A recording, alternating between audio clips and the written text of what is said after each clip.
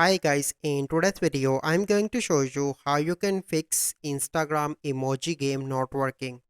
So first step you need to do is to open Play Store and you need to search for Instagram and you need to update your Instagram application.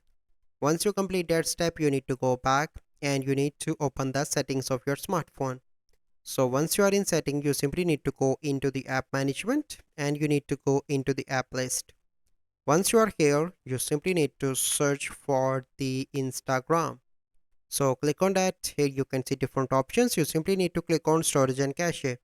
The first step you need to do is to clear cache and after that you need to clear storage. Once you clear that, you need to allow all permissions from here. Once you complete that, you need to go back and you need to restart your smartphone. And then you need to log in into your Instagram account. So I already log in. And then you need to open any conversation with any of your friend and then you simply need to click here and send any emoji. So I'm going to select this one. So once you send, then you simply need to click on the emoji and then here you can see that the game will start. Here you can see that I am playing the game.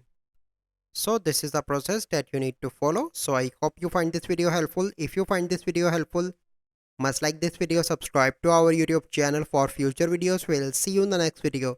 Thank you. Have a good day.